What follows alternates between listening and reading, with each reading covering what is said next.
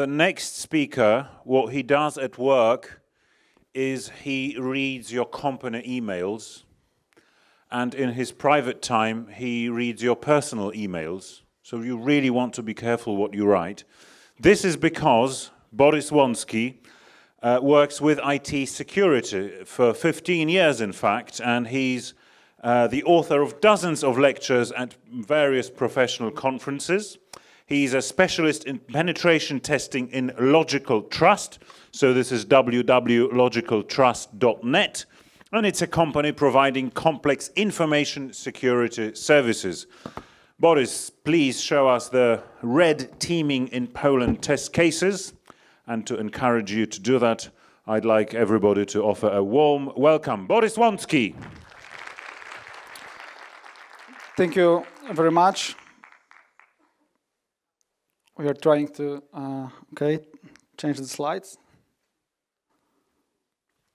So I will tell you about red teaming tests. It's some kind of other security test that you probably know, because of course on daily basis we are doing for more than 10 years application security tests, mobile application, web applications, internal network or external network, and sometimes we are testing people too, because we want to check how they react for some kind of incidents. But because I know that we have two great presentations about web application security on the conference, I want to show you something completely different. Sometimes we have the deal where we can join all the knowledge from many kinds of tests, and it's a red teaming test. Vulnerability scan is something what you can do with automated tools. You are putting URL, you press hack, and you get some kind of report. It's very simple. It's not so accurate. What we do mostly it's black box testing. So we are doing manually penetration tests mostly for application. But today we will try to say more about red teaming. Red teaming is something which try to simulate attackers, but attackers who want to get something from your company. Try to imagine, for example, a bank or any kind of other company. In vulnerability scan, maybe you can go every day and check if the window is open, and someone can get into inside and do something malicious. In penetration tests, which we do mostly, you will be focused, for example, the application can be a door. So you want to check, maybe you can cheat the keys, maybe you can cheat the locks, maybe you can go inside only the opening the door or something like that. But you will be focused mostly on the doors or some kind of doors as application. But in red teaming test, you want to steal the money, and it really it doesn't matter how you will do it. If you will, I don't know, if you will get the job in the bank and you will steal the money, it's okay. If you will send the malware and you will steal the money, it's still okay. If you will, I don't know, try to get inside via this window because it will be open and you will jump from this building with the parachute or something like that, it's still okay. So we are focused on the company, on some kind of values there, and we want to show how we can steal it. Of course, always we have some goals. We want to show for company how someone can hack them, how someone can steal their source code or their money or other assets which they get. And of course, we have some principles. Usually, the red teaming test looks like that.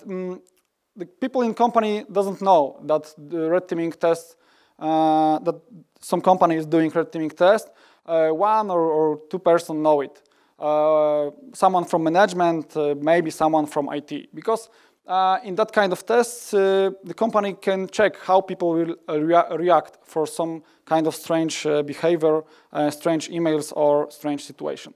Of course, you have to set some rules. You have to set some communication rules, because, for example, when we are trying to get inside to the company and to do some kind of security test inside the company without the knowledge of employee, someone can think that, okay, maybe it's a thief, maybe it's a guy who wants to steal a laptop or mobile phone. So you always have to set some kind of communication person.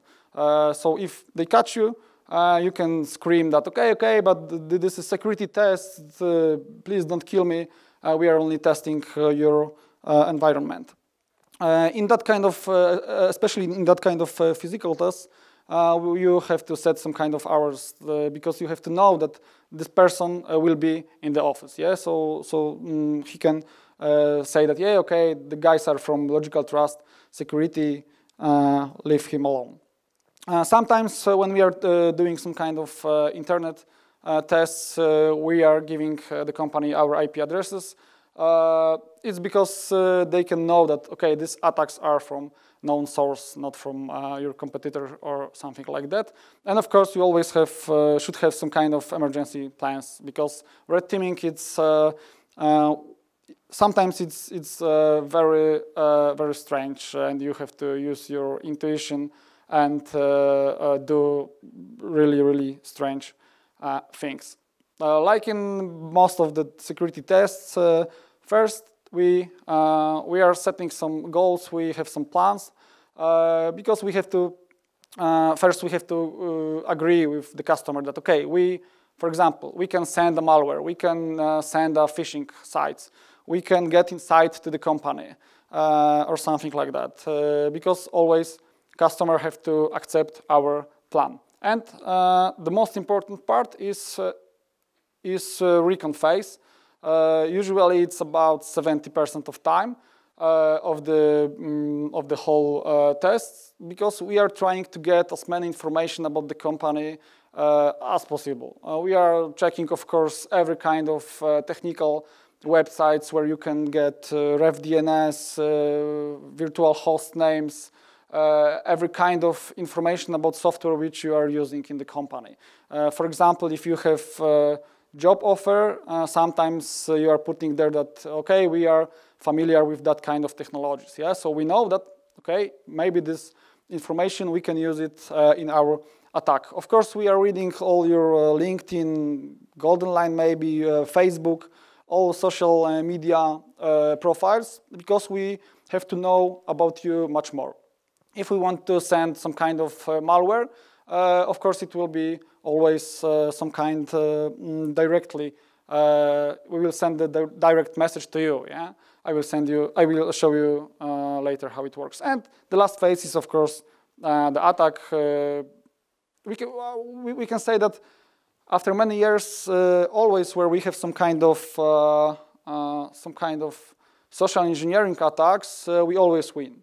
So it's still a big problem in every company, from the smallest software houses to the biggest banks. Okay, so I will show you a few examples from our works. It's phishing, yeah? I hope that you know how it works. We are trying to get some kind of credentials from you, and it really always works. So if you want to get some kind of money for your budget from the security perspective, try to convince some management people that you will do some phishing attacks. In the simplest form, we will buy the URL which will be similar to yours. One letter can be different, yeah? And we will send some kind of emails to your employees that, I don't know, that you have to change your password, or we blocked your sites or something like that. And those numbers are the success rate. So 30% of employees here gave us their password in 15 minutes. It really depends on the company, on the time when you are sending, if it's directly send it or to the whole company, but it's really always work. we have sometimes strange situations. For example, in phishing, once of course, it was without these characters. Once one employee sent us as a password not nice words, and it's not the best way how you should handle incidents, yeah, in your company, because if someone will, for example, in that particular case, we got the whole data from this company, and the phishing was the last stage. So if someone will do this earlier, if you will trying to talk with him like that, he will be angry. Yeah? So he can publish your source code or your all employees' data on some kind of forum. Once IT guys build some kind of small botnet and they are trying to DDoS us, so they were attacking our form of with phishing sites. Of course, it was in the cloud, so with few clicks we can make the server bigger. It's again not the best way of handle of incident management. So try to block. Yeah, try to block these websites on your routers. I don't know, on your firewalls. Don't try to mess with the guys who are trying to steal your data, because it's really useless. Once we get it was fail on our side, we set some kind of phishing email with CC header, because sometimes we are using BCC, sometimes CC, because when the other employees see this header and see the other people from the company, okay, they can trust it much more. But in that particular case, we have the situation that one woman changed the name because of the wedding, and she didn't change it on the social media. So we sent that email to the wrong address, and one employee recognized that, okay, something is wrong, because everyone should know that she's using now from a few weeks other email. And it was that case where the guy was the guy who recognized that it's something like the attack. He was running, employee, he was running across the building, across the floors, and he was screaming, be careful, don't click on this email because it's some kind of attack. It's some way funny, but it works very well, because it was this example with only 30% of success rate, so it was really, really low. So remember, if you are trying to firewall that kind of web, bad IPs, bad websites, do it globally. In one case, we had the situation that the company blocked it, but only for Poland, and we were attacking there globally, so we get more passwords from other countries. If we are sending some kind of malware, you always have to think that we are trying to get to you as close as possible. If you, I don't know, if you like Justin Bieber, for example, we will send you the message that, okay, Justin Bieber will be with concert in Poland, and it will be in Wrocław, for example, if you are in Wrocław. And of course, you can get some kind of promo code from our websites. So we are building websites which will look exactly the same like other websites, and you will click somewhere and you will get our malware, and of course you will run it because you want to get the promo. If you are trying to think about malware in the simplest form, because we have plenty of ways how to send the malware to the company, in the simplest form it will be Office document, and of course you have to enable macro. It's completely stupid, but it still works from more than 6 or 7 years, because you have to put some kind of text like here that, okay, your office is old, you have to enable macro to see the content, and of course it's symbol font, yeah. So it's very easy, and it always works. If someone click enable here, our Trojan will run.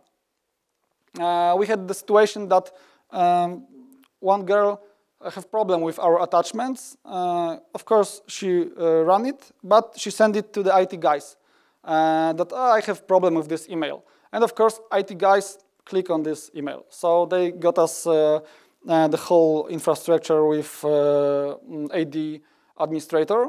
Once we found that on the computer there was 2 antivirus software, so you have to remember that you should use AV software for the whole bad stuff on the internet, but if someone will do some kind of direct attack, he will always bypass it. Once we get to the computer in HR department, and the network was completely flat. So from this computer with the only one malware, in the few hours we get the source codes from the servers inside the network. Once in the company, we had the situation that we found only from interesting services, so we found only Quake 1 server. Because my colleague from Logical Trust loved playing Quake 1, it was, great situation. Customer will pay for the audit of Quake 1 server. So Mateusz found 2 0 days bugs. 0 days, so the owner of the software don't know that the vulnerability exists. First bug, we can get the admin rights, but only in the game. So we can kick players, we can change the game. Yeah? And the second bug, with the privileges of admin in the Quake, we can change our right to the admin, but on the level on the server. And with many bugs inside in internal network, we got to the whole area of web servers, and after all, we got access to more than 30 servers with admin privileges, and everything was started from this Quake. They were playing at Quake in work sometimes. Once we found a CMS, but we were trying to brute force to brute force their account, but it doesn't work. So we asked the company who is selling this CMS if they can give us some kind of demo. And with this demo, we found some vulnerabilities in the web application. So we get to the first server. Later, we found that on the backend, there is one simple password which we can use. On the other server, because they didn't update the kernel, we get the root access, and we found in the directory of other employee, we found the test image of virtual machine. So of course we got this 4 gigabytes file. We unpack it, we run it, and we get the passwords from etc shadow, and we realize that okay, some passwords which were used in this test image were used on Windows server. But we had only local user, but on the server it was other application, a web application, and we get the local admin. After all, we got many passwords, so we know how they create some kind of password to administrate servers. And after all, after some kind of small brute force, we found the AD administrator privileges. And after all, we realized that if you want to log in to VMware to all more than 100 servers, you have to only click on some kind of checkbox, yeah,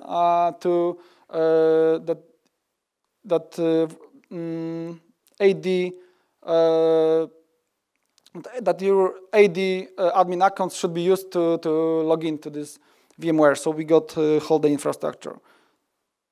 Once we found in the internet that they have some kind of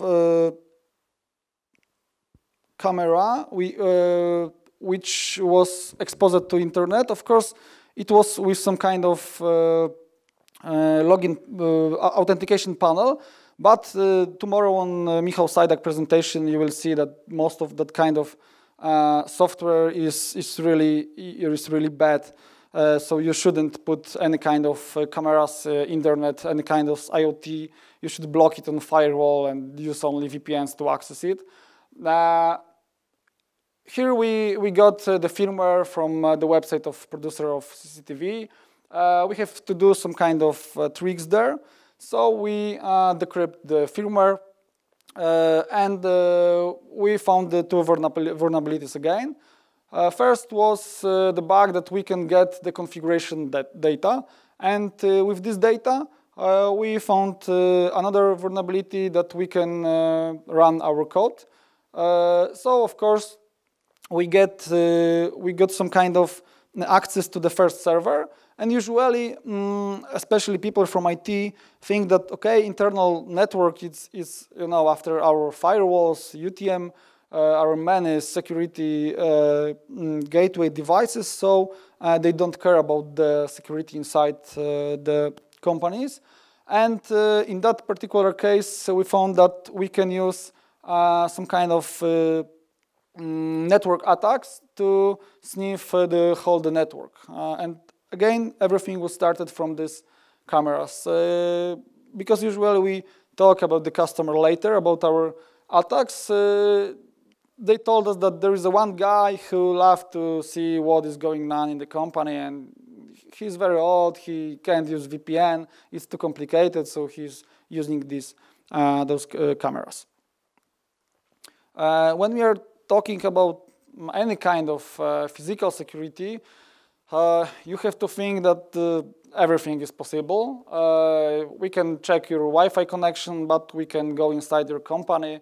We can try to go for the job interview or something like that, and put your in your area some kind of USB with malware or something like that. We have plenty of tools to do that kind of stuff. We can get inside only for 2 hours and leave some kind of devices which get us access to your network for many days. And I will show you how it works in our cases.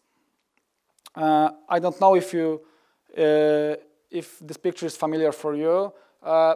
It looks like USB, but it's not USB. It's a keyboard. So try to imagine that if you will put it inside your computer, the small guy inside will write something. It can be everything. It can be, for example, okay, go to the website, download malware, and run it malware. Of course, it will take a few seconds. Yeah, it looks exactly like normal USB pen drive. So you don't have to run files on these devices. But again, if you want to test your company, the simplest way what you can do is to use normal USB. Put their file, which will be, for example, it can be exe file. Of course, you rename it to salaries, for example, salaries.pdf.exe, because of course in new operating systems this exe will be hidden, so it will look like the PDF. Of course, you will change the icon file for the Acrobat Reader, for example, so it will look exactly like PDF. And of course, you have to confirm it, because when your employee, your colleagues will click on it, they have to confirm, that they want to run it. But if you will put the name of the file like salaries 2018, everyone will click on it. It really always work. So it depends how you are using your devices in your company. If you have some kind of, I don't know, one model of USB, or it's completely blocked. But I know many companies where really it's impossible to block that kind of devices. In one story, we had that kind of strange situation that you should always remember that everything can happen. In that case, I was walking on some kind of external staircase, and I was trying to do some kind of recon for the Wi-Fi. And of course, earlier we always check the building, we check the Google Streets, we check the address, what other companies are working there, because you have to know really almost everything about the building, about the company. And in this case, one guy was going down on the stairs, and he passed me, and he stopped and asked me, okay, what you are doing here? And you always have to be well prepared. In that case, we knew that there are many, for example, medical offices, and the network coverage of GSM was really bad inside of the building. So I say him a story that we are from a company who is managing the building, and they get many complaints that the cellular GSM network is very bad. So we are trying to do some kind of measurement about this because we will put the more antennas on the building. Yeah?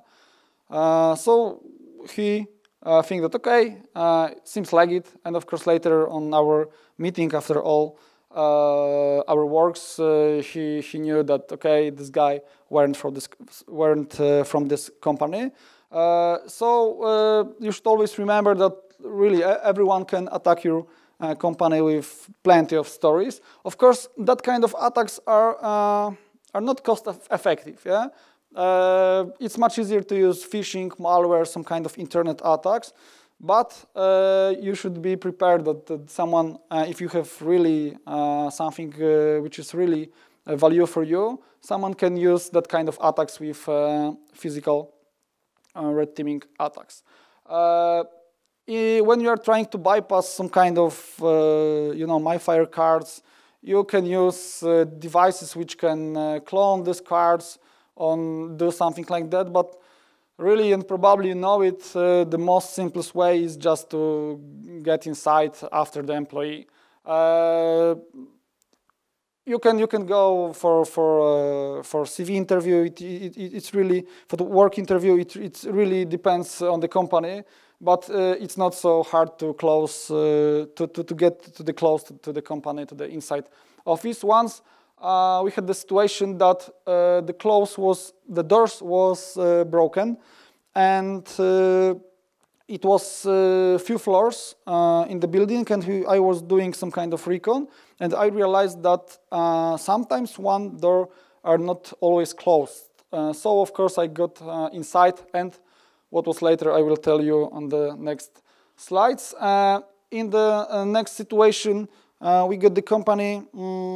If you want to go to the floor of this company, you have to use the cards. But in the building, there was some kind of public services, and you can go on the 10th floor, for example, and we use the elevator to go to the 10th floor, and we go down via the elevator, and we open the door normally to get to the floor of the company. And of course, we didn't have their cards. We didn't clone it because we wanted to check some kind of another attack. And in the recon phase, we realized that early morning, when the reception is closed, the few employees are going to the companies, and they are going, completely without checking anything. So we do the simplest thing, and we got behind them to the company, and I hide in one room, and I will tell you more on the next slides. In this first example, I found some kind of small office without any employee. So I found the Ethernet plug, and I live there. It's some kind of device. It's LAN turtle. It's like smartphone maybe. It's very small, and you can put it in Ethernet cord. And of course, I leave it. This device, it's small computer, so we we configure it to make some kind of reverse connection to the internet, and gave us internal access to hold the network. And I leave it for the 7 days because that was the agreement with the customer, and no one noticed it. So it works really very, very good. And in the other example, I got to the conference room, and in this conference room, I opened the laptop. I have some drinks. I have some fake slides which I put on the table, and of course I was prepared that I am on the meeting with someone if someone will ask.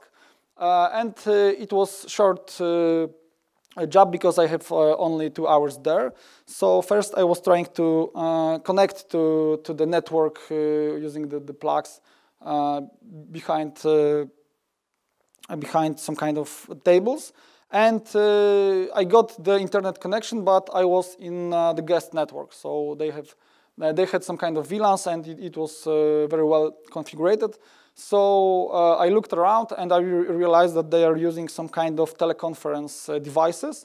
So I tried to connect to this network which were used as this teleconference devices, and of course I was put in the other VLAN, and it was very nice because in this VLAN I have access to the servers. So I got very interesting, valuable information in the next hour, and later at the end I found the computer which was there for some kind of giving presentation. Probably it was some kind of demo computer. I didn't have too much time, so I only put this Ethernet plug to my computer. I cloned this MAC address from this computer only to check if I will connect to this first guest network with this MAC address, if I will be routed to the other VLAN, and it was exactly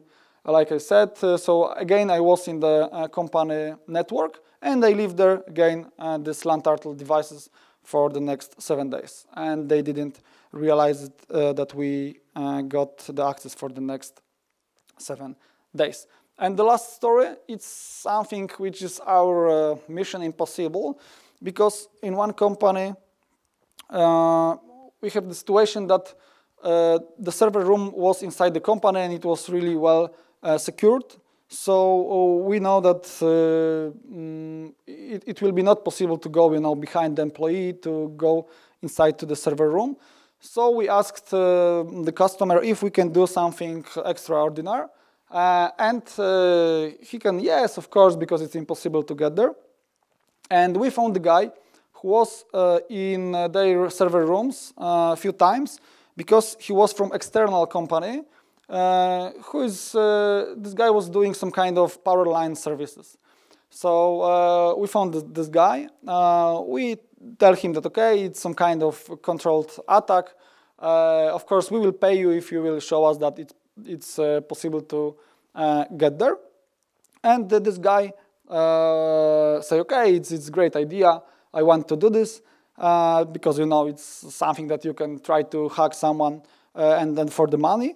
And he goes to the security officers of the building, and he goes to one guy and say that, okay, I have to go to the company because we have to do some kind of services with power lines like every year, so please come with me.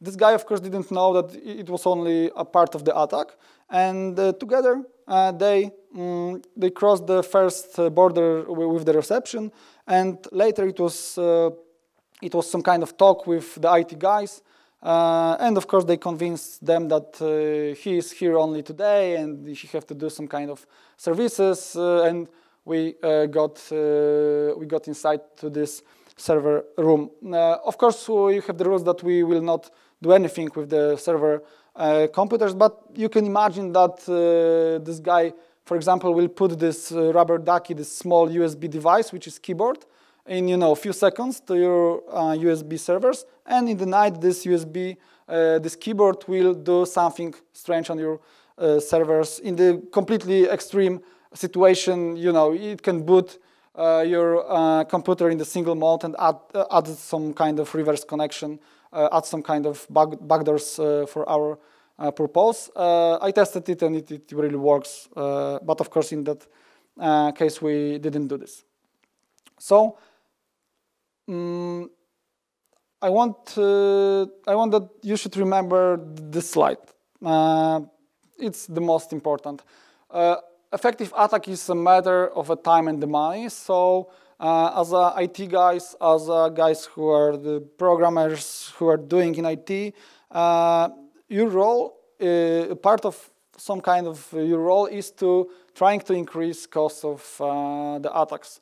it always works like that. Because if it will cost more, maybe the attackers will change the company. Of course, we are talking about cyber criminals who are trying to steal your data and sell it on the forum or something like that. Or only they are doing to for the fun, for example, or to get some kind of grades on forum. So it's really obvious that you have to be careful. And of course, we are talking about the security more than 10 years. And security is a process. It never works like that, that if you will do some kind of test today, that you will be tomorrow completely safe.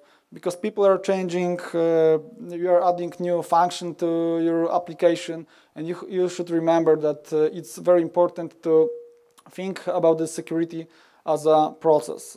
It's a very old sentence, and we are talking about it for many years as a security people.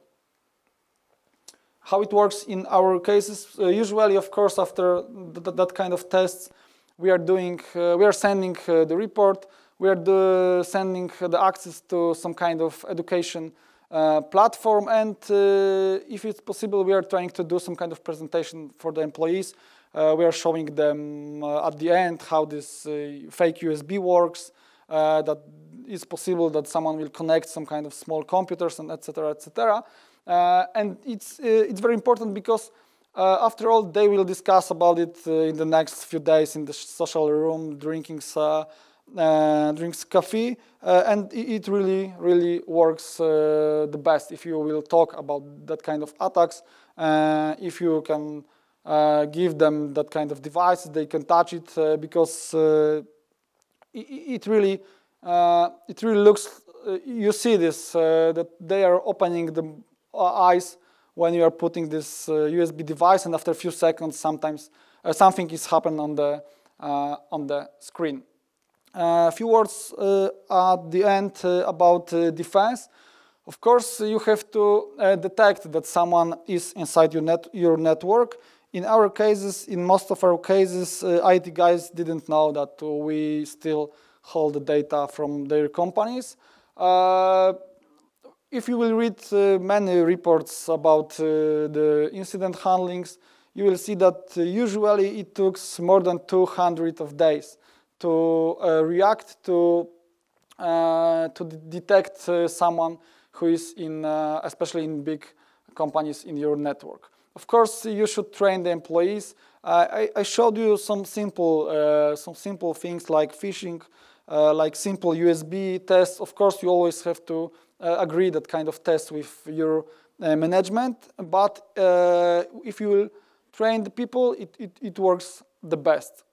And I showed you that maybe saying that I will fuck you or something like that is not the best incident management process. So try to not to talk with any kind of cyber criminals, because really sometimes they have 15, 16 years and you can't talk with them. Try to stop the bleeding in your company. Try to stop it, and it's much more important. Of course, if you are not under attack, you should be prepared. You can do some kind of really simple task, like for example, do you know today, I don't know, 3 companies who are doing security tests or who are doing incident management? Because if you will be under attack, it will get your time. Yeah? So now in your free time, it's much better to be prepared and to get the list and put it in some kind of file or on the paper. It shouldn't be, long list, but it's always good to have some kind of connection to people, to companies, because when you will know that you have some kind of incidents, your time will be very valuable, and you have to know that with every second maybe someone is stealing something from you. So it's really important here too. Of course, you can do some kind of computer forensics, but I prefer to do it by external companies, because if you will try to read some kind of tutorials how you should get the evidences, if you will want to use it in the cart or in the police. It will take many time and you will do it completely wrong, I am sure. Of course, if you are doing IT, especially software services, software, any kind of, if you are connected anyhow with the software, you should remember about updates. About updates on your workstation, because someone can attack your workstation and try to steal your code because you have the access to the GitHub, for example. Updates on your servers, of course, especially to the software which you are using and to the software which you are creating. Yeah? It's still important that, for example, if you are selling the software, remember that in the whole process of the software creating, you should not think only about sell and forget. You should ask the customer, okay, what with critical updates, for example, security updates, because in the meantime, some young guy will send you information that, okay, I found the bug in your software, and you should send it to the patch to the customers, and of course, who will pay for that kind of actions? From DevOps admin guys, you should try to do as much as possible to reconfiguration, because if you will do this, we see that if we are doing red teaming tests every year in some companies, every year it took us longer because they reconfigured some kind of services, IT services, so it's much harder. And it really works. We still are getting inside, but it costs us more, so it's very good. You will get the presentation. So few our other presentations, and here you have two links. It's for free, quiz and quiz 2. You can use it or you can send it to your partners, to your family. It's quiz for free where you see the 10 examples of real phishing or malware attacks, and you have to choose this email is bad or not. And of course, after quiz, you can after finished it, you can check what was wrong. It's interesting that about half a year or a year ago, there was a big rumor about our PESELs. I don't know if you remember it.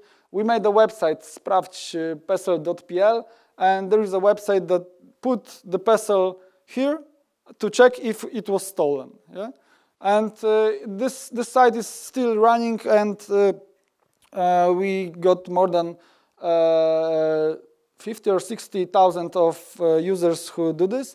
Of course, we didn't get the PESEL numbers, but in the JavaScript we only checked if it's validated, and overall about 20-25% of people still are putting their PESEL number there. So it's good, free education for your colleagues, because I hope that as IT guys and girls, you know that it's completely stupid. And that's all for you. If you are interested in some kind of trainings when we are learning about how to attack and how to defend web application or mobile application, you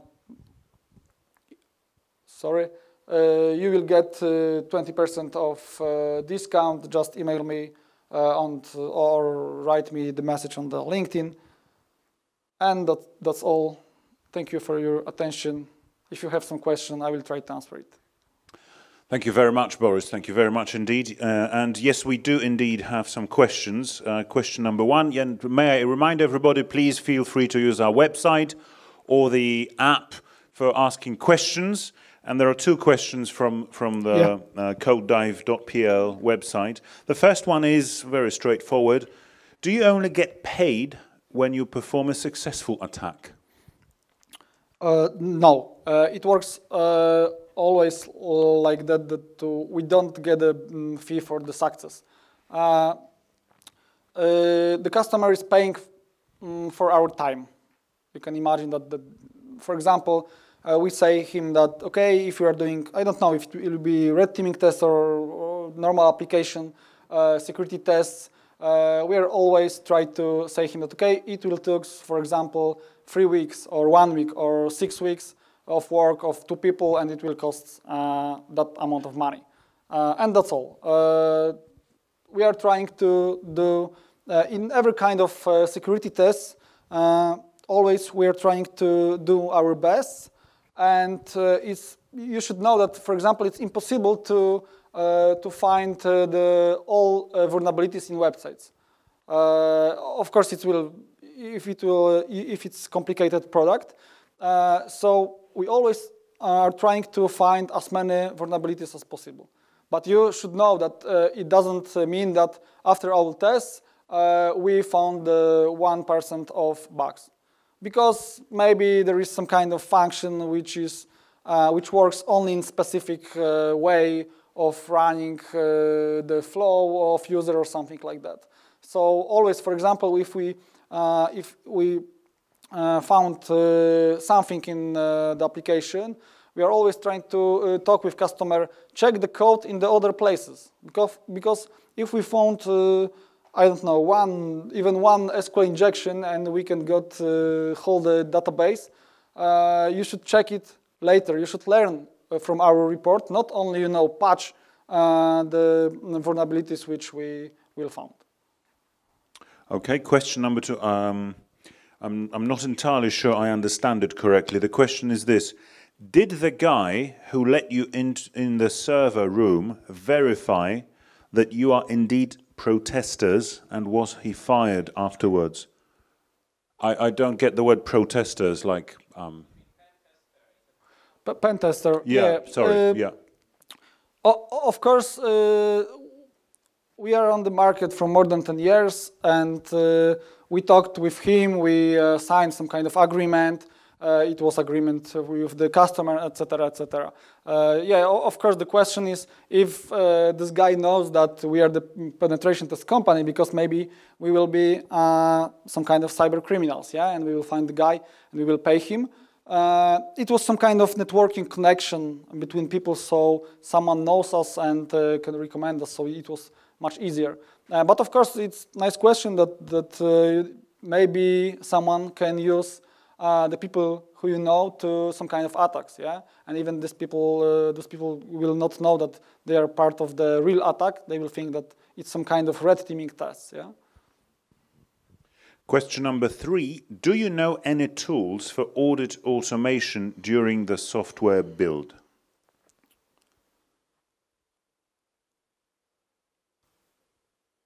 On the presentation, if I remember well, it's the best presentation about this.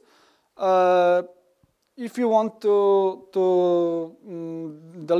see the list, just email me and I will send you the few names of the frameworks, how to use it. Because it really depends if you are, I don't know, doing Java or doing .NET things, so it will not always work. So send me an email with some kind of technologies and I will send you some kind of names. That's the easiest thing, I believe. Do you often get offers to perform real attacks?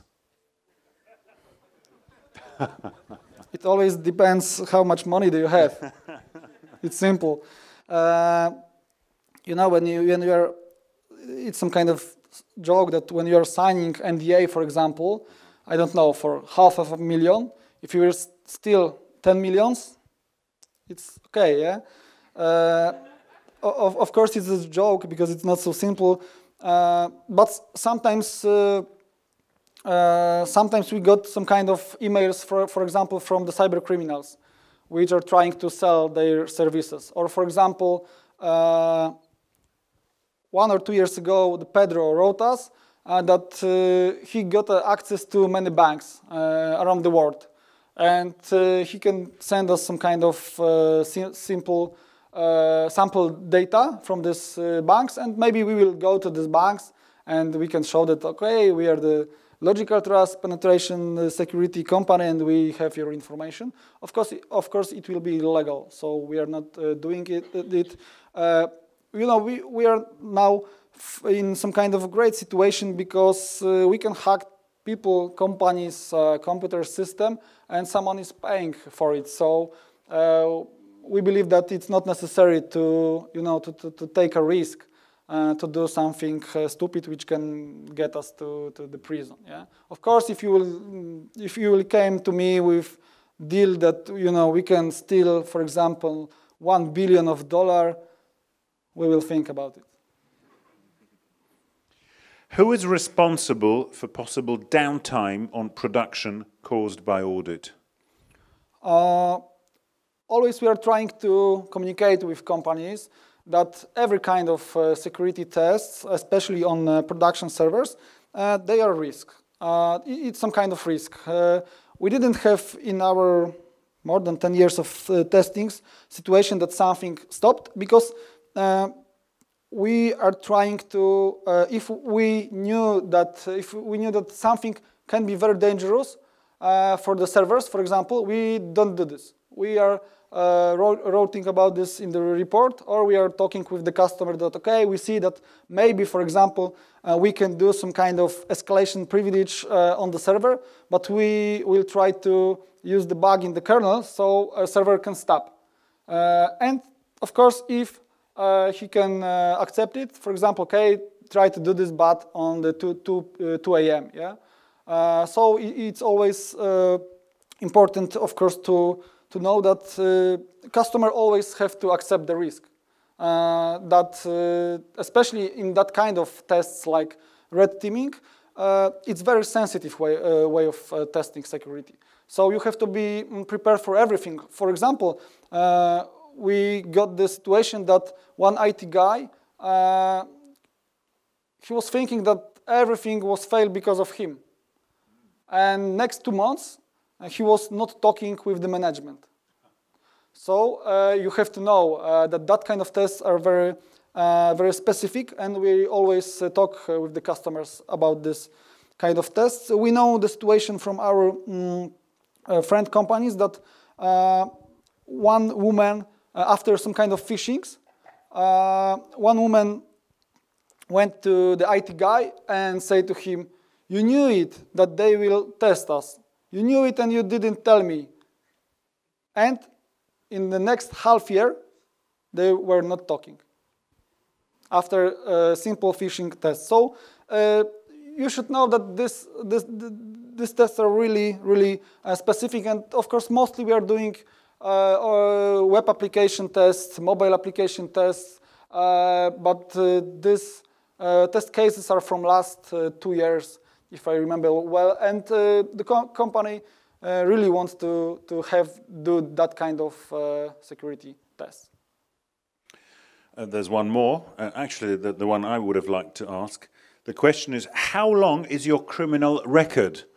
And I guess the question is also about, have you ever been caught red-handed, or, somebody caught you in this office room or server room and then called the police, and before you had a chance to explain yourself, you ended up behind bars? We didn't have that kind of situation that we met the police on the red teaming test, but we know the companies which are our friend companies, because we know each other from many years in Poland, and they had that kind of situation. That, for example, one company had a situation that the alarm, because they were trying to get to the building at the night, and the silent alarm was running, and the security guys came and they hit the guy who was doing red teaming test, because at the night no one is talking that, okay, sorry, maybe you are doing red teaming test from Logical Trust or other companies. Of course, they have to catch the guy.